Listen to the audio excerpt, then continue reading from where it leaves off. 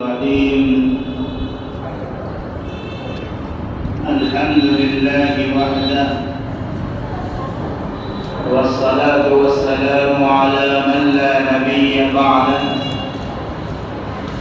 أما بعد، قال الله تبارك وتعالى في كتابه العظيم: أعوذ بالله من الشيطان الرجيم. بسم الله الرحمن الرحيم.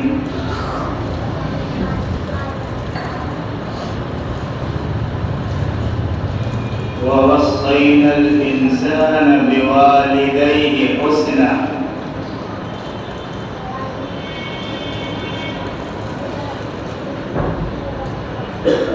اللہ رب العزت نے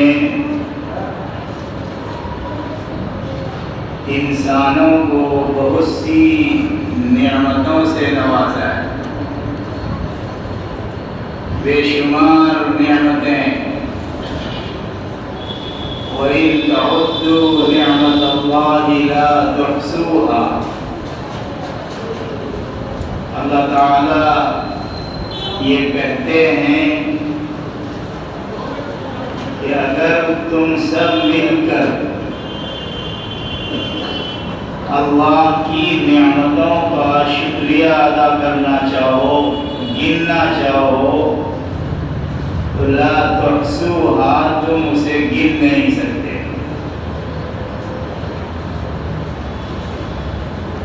ان میں ایک بڑی نعمت جو ظاہری اعتبار سے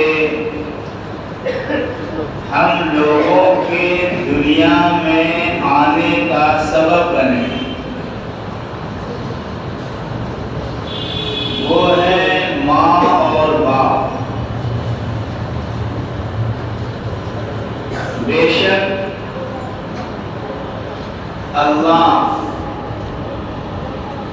ہر چیز کو وجود میں حقیقی اعتبار سے لانے والا وہی ہے. ہر چیز حقیقی اعتبار سے جو وجود میں آتی ہے، اس کا موجب وجود میں لانے والا وہ اللہ ہے.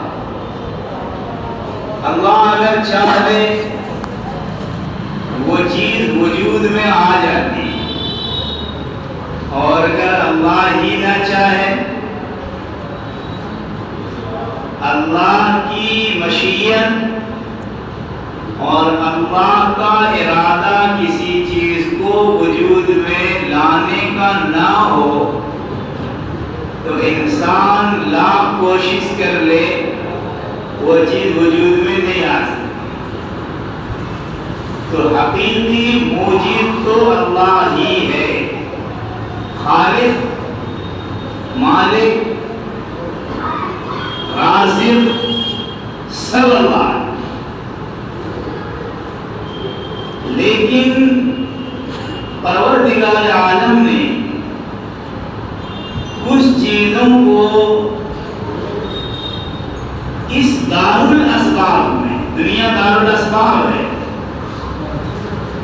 دنیا دارالمحنت ہے، دنیا دارالکسب ہے، محنت کی جگہ ہے. اللہ رب العزت نے کچھ چیزوں کو ظاہری اعتبار سے دنیا میں وجود میں لانے کا سبب بنایا. غلہ،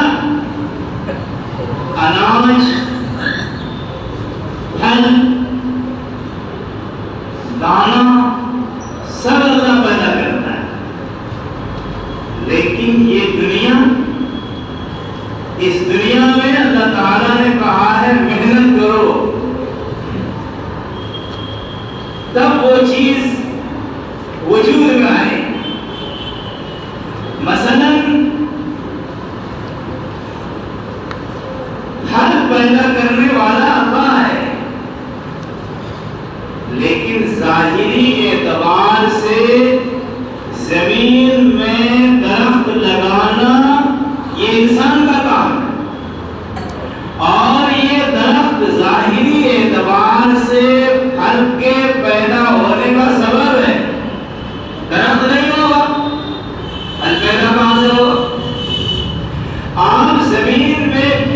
بوائیں گے تو غلہ اگے گا، غلہ پیدا ہوگا، درخت اگے گا، اگانا اسی کا کام ہے، غلہ پیدا کرنا بھی اسی کا کام ہے۔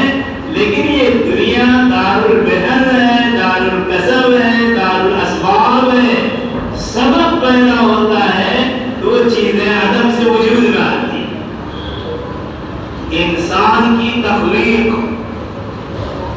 اللہ تعالیٰ کہتے ہیں یا ایھا الناس اتقوا ربکم الذی خلقکم من نفس واحدہ وخلق منها زوجها وبث منهما رجالا كثيرا ونساء۔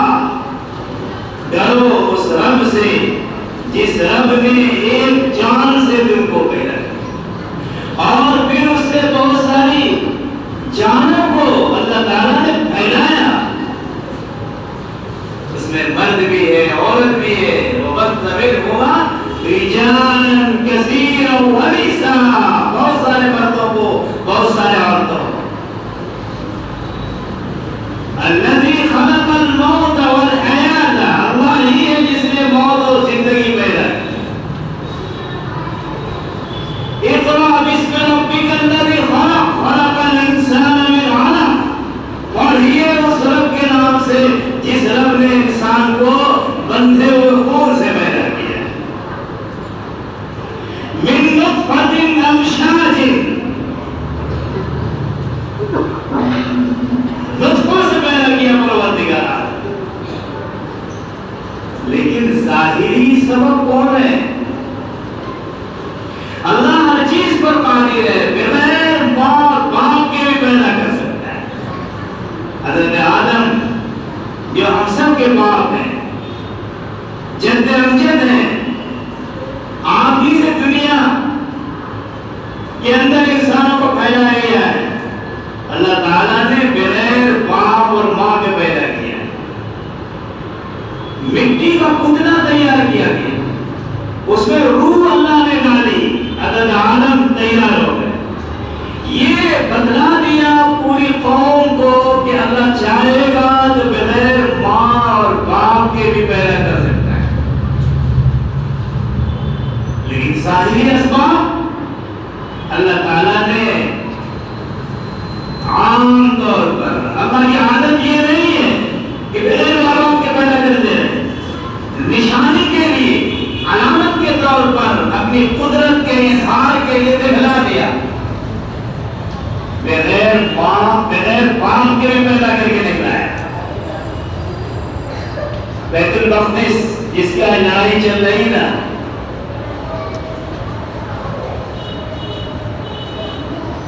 حضرت عمران ان کی بیوی نے منت مانی تھی کہ اگر مجھے لڑکا پیدا ہوا تو مسجد بیت المقدس کے لیے وقف کر دوں، یہ لڑکا مسجد ہی کی خدمت کرتا رہے۔ لیکن جب بچہ پیدا ہوا تو لڑکا کی وجہ لڑکی ہوئی، اب یہ پریشان ہے، منت مانا ہے اور منت کو پورا کرنا بھی ہے، لڑکا ہوگا تو مسجد بیت المقدس کے لیے وقف کر دوں گی۔ اب پریشان ہے، اللہ کے دل میں بات ڈالی کہ لڑکا اگر نہیں ہوا ہے تو لڑکی کم نہیں ہے، لڑکی کو بھی وقف کیا جا سکتا ہے مسجد کی خدمت کے لیے۔ ان کا نام انہوں نے مریم رکھا۔ اس کے خالو حضرت زکریا علیہ السلام مسجد بیت المقدس کے نگراں ہیں۔ اختلاف پیدا ہوا کہ اس کی پرورش کون کرے، اور خادم ہے مسجد میں، کوئی کہہ رہا کہ میں، کوئی کہہ رہا کہ میں۔ اللہ تعالیٰ نے ایک شکل بتلائی کہ قرآن دازی کرو، قرآن دازی کی گئی، حضرت زکریا کا نام آیا، خالو بھی ہے، بہرحال انہوں نے پرورش کی۔ جب گھر مسجد سے باہر جاتے تھے حضرت مریم کو کمرے میں بند کر کے جاتے اور جب لوٹتے تھے بے موسم کا پھل دیکھتے. آم کا موسم نہیں ہے, انگور کا موسم نہیں ہے, امرود کا موسم نہیں ہے, لیکن یہ پھل ان کے پاس موجود ہے. ارے کمرہ بھی بند ہے, بے موسم کا پھل بھی ہے. انہوں نے ایک دن پوچھ لیا یہ بے موسم کا پھل کہاں سے آتا ہے؟ انہوں نے کہا کہ بھائی جس ذات نے پیدا کیا ہے وہ ذات بے موسم کا پھل بھی دے سکتی.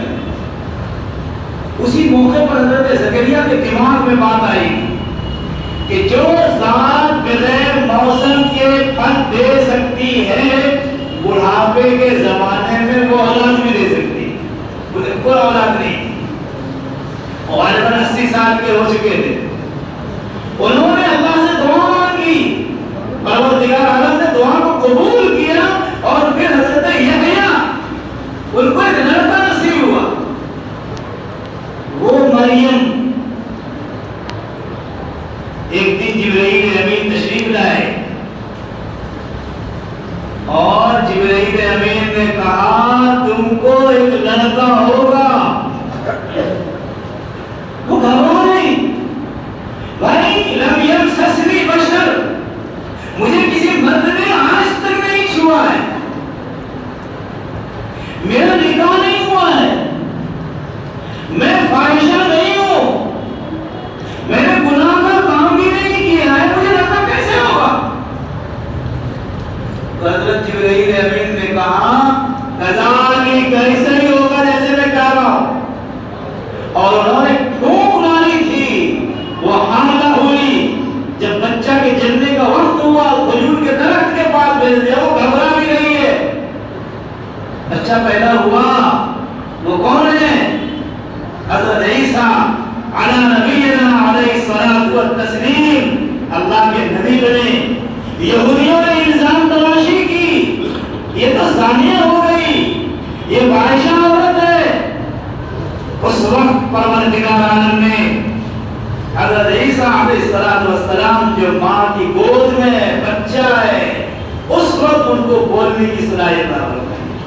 اور گود میں بچہ ہے, یہودی سوال کر رہا ہے حضرت مریم جی کہاں سے لائی تو؟ اللہ نے اشارہ دیا تھا اور کو تمہیں خاموش رہنا ہے, کچھ نہیں کہنا ہے, تو اس بچے کی طرف اشارہ کر دینا ہے. بچے کی طرف اشارہ کیا تو بچہ نے کیا کہا تھا؟ انی عبد اللہ آتانی الکتاب, میں اللہ کا بندہ ہوں, پروردگار عالم مجھے کتاب عطا کیا ہے. یہ پہلا بچہ ہے جن کو اللہ نے بولنے کی صلاحیت عطا فرمائی. اللہ نے اپنی قدرت کا مظاہرہ کیا کہ حضرت آدم کو بغیر ماں باپ کے, پھر حضرت آدم کی پسلی سے حضرت حوا کو پیدا کیا بغیر ماں کے, اور حضرت مریم سے حضرت عیسیٰ بغیر باپ کے پیدا کیے. یہ اللہ کی قدرت ہے. لیکن عام طور پر انسان کی پیدائش کا ظاہری سبب کون ہے؟ کون ہے ظاہری سبب؟ ماں اور باپ ہے. انسان کے دلوں میں اللہ نے فطری خواہشات رکھی ہے. اس فطری خواہشات کو پورا کرنے کا ایک طریقہ تو وہ ہے جس کو اللہ نے حرام قرار دیا ہے, اور ایک طریقہ جس کو اللہ نے حلال قرار دیا ہے وہ ہے نکاح. نکاح کا مطلب ہے آپس میں ملنا, ملاؤ. بعض لوگوں نے کہا نکاح کا مطلب ہے جماع, صحبت کرنا. اللہ کے رسول صلی اللہ علیہ وسلم نے ایک طریقہ بتلایا کہ اس طریقے سے نکاح کیا جائے.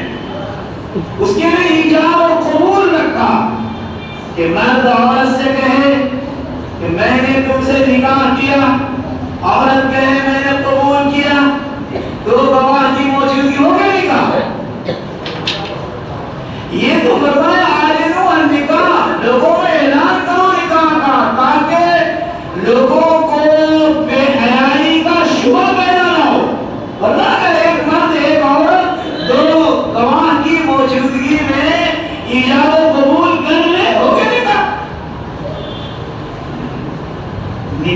کے نتیجے میں شوہر اور بیوی کے درمیان میں میل ملاپ الفت صحبت جمع ہوتا ہے، اس کے نتیجے میں پروردگار عالم بہترین خوبصورت تنومند بچہ یا بچی پیدا کرتا ہے۔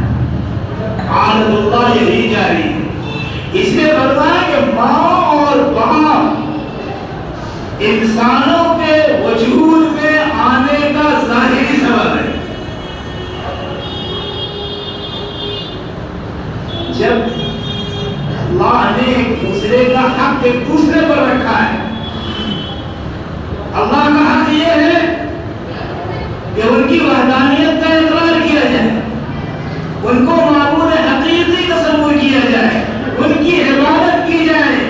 وَقَضَىٰ رَبُّكَ أَلَّا تَعْبُدُوا إِلَّا إِيَّاهُ، اللہ نے تاکیدی طور پر یہ حکم دیا ہے کہ تم میری عبادت کرو۔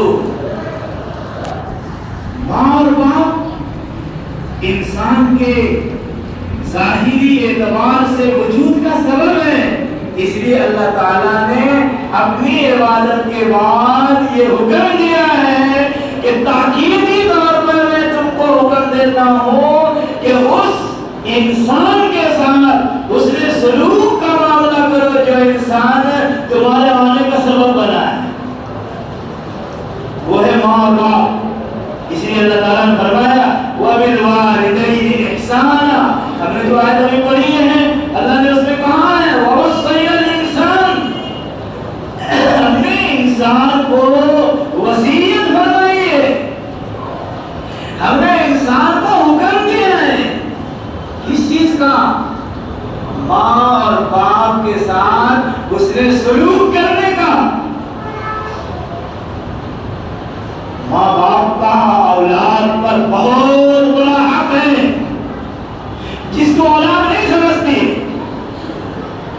بڑھاپے کے زمانے میں جب ماں باپ کو اپنی اولاد کی ضرورت پڑتی ہے تو کہاں پہنچا دیا جاتا ہے؟ کیا بولتے ہیں اولڈ ہوم؟ ہندوستان میں بھی نہیں بنا ہے، بن گیا ہے، یعنی ہاسپٹل بھیج دیا جاتا ہے کہ جائیے وہی خدمت ہوگی آپ کی۔ ارے بابا، ماں باپ ہماری اور آپ کی وجود کا سبب ہے ظاہری اعتبار سے۔ اگر ماں اور باپ نہیں ہوتے تو ہمارا اور آپ کا وجود نہیں ہوتا۔ یہ بہت بڑی نعمت ہے اللہ رب العزت کی جانب سے۔ اس نعمت کی قدر کرنی اولاد کی ذمہ داری ہے۔ اللہ کے رسول نے پوچھا ماں کا حق زیادہ ہے باپ کا؟ فرمایا ماں کا۔ پھر یا رسول اللہ ماں کا، پھر یا رسول اللہ ماں کا، پھر یا رسول اللہ تو باپ کا۔ 3 مرتبہ فرمایا ماں کا، ماں کا، ماں کا حق تمہارے اوپر زیادہ۔ کیوں؟ 3 ایسی تکلیف ہے جس کو باپ نے نہیں ماں نے اٹھایا ہے۔ 3 تکلیفیں ایسی ہیں اللہ تعالیٰ نے قرآن میں کہا ہے حملتہ کرہا ووضعتہ کرہا۔ ایک تکلیف تو ماں نے یہ اٹھائی ہے 9 مہینہ اپنے پیٹ میں ایک بوجھ کو اٹھایا ہے اور پریشانی کا عمل اٹھایا ہے، اس میں باپ کا کوئی حصہ نہیں۔ اور آخری زمانے میں تو ماں اتنی تکلیف اٹھاتی ہے کہ اس کا سونا، اس کا اٹھنا، اس کا بیٹھنا، اس کا کام کرنا بہت پریشان کن مسئلہ رہتا ہے۔ اولاد اس حق کو ادا کر دے گی۔ ایک صحابی اپنی بوڑھی ماں کو کندھے پر اٹھا کر کے طواف کرا رہا ہے اور پوچھتے ہیں یا رسول اللہ کیا میں اپنی ماں کا حق ادا کر دوں گا؟ آپ نے کیا جواب دیا؟ وَوَضَعَتْهُ كُرْهًا، ماں نے تکلیف اٹھا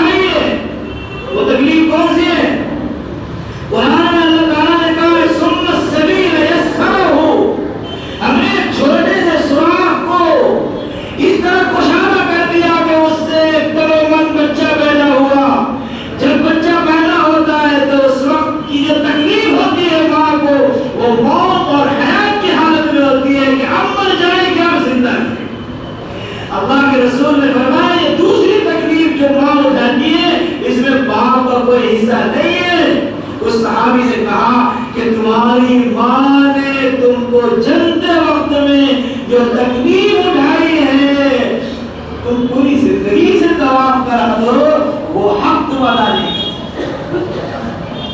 اور تیسری تکلیف، اپنے جسم کے حصے کو ماں نے اپنے اولاد کے جسم میں ڈالا ہے، وہ ہے دودھ کا قطرہ۔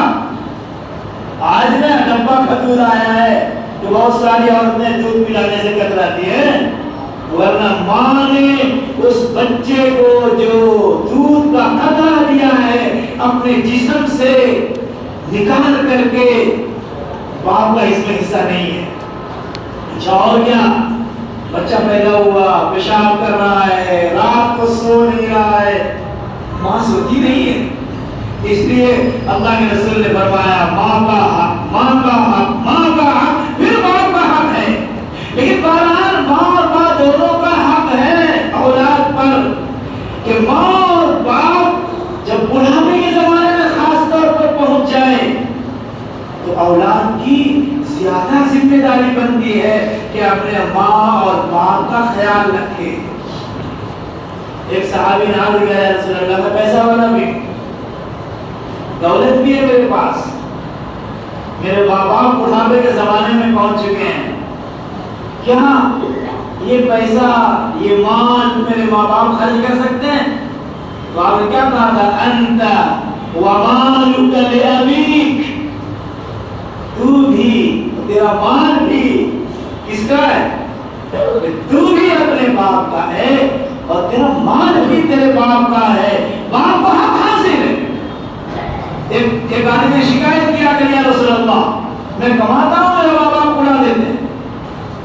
اللہ کے رسول نے کہا اچھا بلا دو باپ کو، کیسے بھی تمہارا مال اڑا دیتے ہیں؟ یہ بلانے کے لیے بھیجا گیا اور ادھر جبرائیل امین آ گئے۔ جبرائیل امین نے کہا یا رسول اللہ، اس کے باپ کو کچھ کہنے سے پہلے ان سے یہ پوچھیے گا کہ تمہارے دل میں کیا خیال پیدا ہو رہا۔ وہ آئے، اللہ کے رسول نے پوچھا کہ یہ بتاؤ جب تم گھر سے نکلے تو کیا سوچ کے نکلے؟ تو انہوں نے کہا یا رسول اللہ، میں نے تو اسے ابھی زبان پر نہیں لایا تھا، آپ کو کیسے پتا چلا؟ آپ نے فرمایا کہ اللہ نے مجھے بتا دیا۔ تو صحابی نے کہا فداک ابی و امی یا رسول اللہ، میرے ماں باپ آپ پر قربان، جب جب بھی میں آپ کی خدمت میں آتا ہوں میرے ایمان میں تازگی پیدا ہوتی ہے۔ جو چیزیں میں نے اپنی زبان پہ نہیں لائی اللہ نے آپ کو بتا دیا ہے۔ تو اور کہ یا رسول اللہ، میں یہی سوچ رہا تھا کہ میرا بچہ ہوا، میں نے اس کی پرورش کی، راتوں کو رات نہیں سمجھا، دن کو دن نہیں سمجھا، پوری زندگی اس کی خاطر محنت کی، آج یہ سوچا تھا کہ اب یہ بڑا ہو گیا ہے، میں بوڑھا ہو گیا ہوں، یہ کمائے گا، میں کھاؤں گا، آرام و سکون سے لوں گا، یہ تو شکایت لے کر کے آ گیا آپ کے پاس۔ آپ نے اس صحابی کا گریبان پکڑا تھا اور یہ کہا سنو، انت ومالک لابیک، تو بھی اپنے باپ کا ہے، تیرا مال بھی تیرے باپ کا ہے۔ آج اولاد اپنے بیوی کے باتوں میں آ کر کے، اپنے بچوں کی بات میں آ کر کے اپنے ماں باپ کو اس طرح ٹھوکریں مار دیتے ہیں کہ ایسا محسوس ہوتا ہے یہ کوئی ہے ہی نہیں۔ اسی لیے اللہ کے رسول نے فرمایا ہے ماں کی بد دعا سے بچو۔ جب تم ماں کو تکلیف دو گے اور تمہاری ماں اگر تمہیں بد دعا دے گی یہ تمہیں جہنم تک پہنچا دے گی۔ جریش نام کے بڑے عبادت گزار، انہوں نے جنگل میں اپنا ایک کھٹیا بنا لیا تھا، رات دن اللہ کی عبادت میں۔ ماں حبیبی جریش یہ سوچتے ہیں ایک طرف اللہ ہے ایک طرف ماں ہے، اگر ہم ماں کی بات سنتے ہیں تو اللہ کی عبادت میں خلل پیدا ہوگا، اس لیے وہ عبادت میں مصروف ہو جاتے ہیں، ماں کی کچھ نہیں سنتے۔ ماں کی زبان سے ایک بد دعائیہ جملہ نکلا، اے پروردگار عالم، میرے بیٹے جریج کو زانیہ کا منہ دکھا دینا۔ بد دعا لگ گئی۔ جنگل میں ایک چرواہا بکریاں چلاتا ہے، اس کے ساتھ ایک لڑکی ہے جو غیر محرم ہے، ان کے ساتھ انہوں نے بے حیائی کا کام کیا، حمل ٹھہرا، بچہ پیدا ہوا، لوگوں نے اسے گھیرا، اس بچی کو۔ جریج اس چرواہے کو بچانے کے لیے اس لڑکی نے الزام جریج پہ رکھ دیا، یہ اسی کا بچہ ہے۔ ان کو لوگوں نے پکارا، وہ تو اللہ کی عبادت میں مصروف ہیں۔ جب باہر نکلے دیکھا ایک بھیڑ ہے، پوچھا کیا بات ہے؟ لوگوں نے بتایا کہ یہ کہہ رہا ہے یہ بچہ تمہارا ہے۔ مسکرائے، انہوں نے بچے کی سر پر ہاتھ رکھا اور یہ کہا بتاؤ تو کس کا ہے؟ یہ دوسرا بچہ ہے جس کو اللہ رب العزت نے بچپن میں بولنے کی صلاحیت دی۔ وہ کہتا ہے کہ میں تو چرواہے کا بیٹا ہوں۔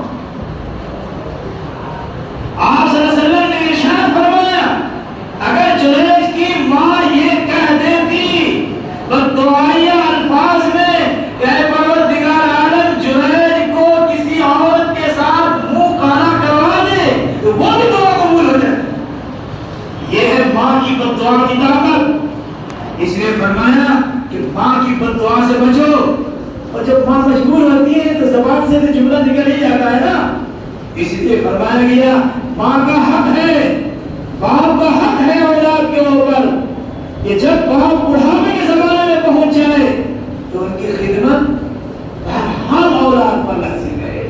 اولاد کی ذمہ داری بنتی ہے کہ اپنے ماں باپ کو بالخصوص بڑھاپے کے زمانے میں نہ چھوڑے۔ اللہ نے تو کہا وَلَا تَقُلْ لَهُمَا أُفٍّ وَلَا تَنْهَرْهُمَا، تم اسے اف تک نہ کہو۔ گالی گلوچ تو دور کی بات، جھڑکنا دور کی بات، مار پیٹ دور کی بات، آج تو اولاد ایسی ہے کہ ماں باپ کو جھڑکتی تو ہے ہی ہے، ماں باپ کو ڈنڈے بھی برساتی ہے۔ وہ اولاد ماں باپ کو دھکا دے کر کے گھر سے باہر کر دیتی ہے۔ ایک صحابی،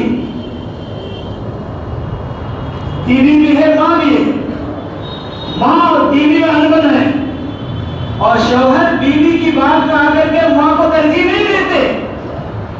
بیمار ہو گئے، مرنے کا وقت قریب ہو گیا، بیوی نے خبر دی یا رسول اللہ بیمار ہو گئے میرے شوہر، آپ تشریف لائے، بالکل جانکاری کا عالم ہے، روح نکلنے کا وقت ہے، آپ فرماتے کلمہ پڑھو، آپ فرماتے ہیں کلمہ پڑھو۔ وہ صحابی کہتے ہیں یا رسول اللہ طاقت نہیں ہے زبان میں کلمہ پڑھنے کی۔ آپ نے فرمایا ماں ہے، جی ماں کو بلایا گیا، ماں سے آپ نے فرمایا معاف کر تو کرو، معاف نہیں کروں۔ کیوں؟ انہوں نے بہت زیادہ مجھے پریشان کیا ہے، مجھے تکلیف دی ہے، مجھے تکلیف پہنچائی ہے، میں معاف نہیں کر سکتی۔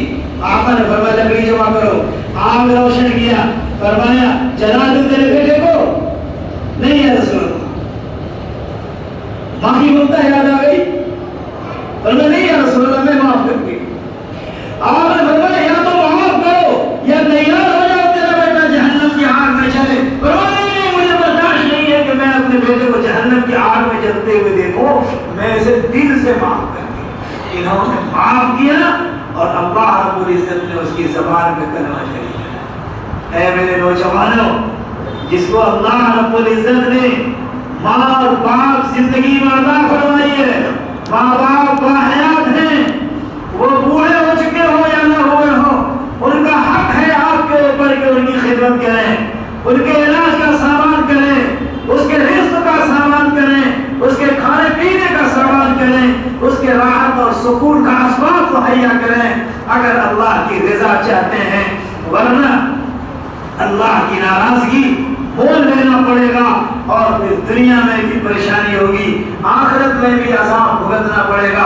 اللہ تعالی ہم سب کو توفیق عطا فرمائے کہ اپنے ماں اور باپ کی قدر کریں۔ ایک تو نعمت ہے کہ ہمارے وجود کا سبب بنے ہیں، قدر کرنی ضروری ہے، اللہ کا شکریہ ادا کرنا چاہیے کہ ہمیں اللہ رب العزت نے ماں اور باپ کی خدمت کی توفیق عطا فرمائے۔ اللہ تعالی ہم سب کو توفیق عطا فرمائے۔ اسی لیے اللہ تعالی نے فرمایا وَوَصَّيْنَا الْإِنسَانَ بِوَالِدَيْهِ حُسْنًا، ہم نے وصیت کی ہے انسانوں کو کہ ماں اور باپ کے ساتھ اس نے سلوک کا معاملہ کرو۔ اللہ تعالی ہم سب کو توفیق عطا فرمائے۔ حتیٰ کہ یہ کہا گیا کہ جب ماں باپ مر جائے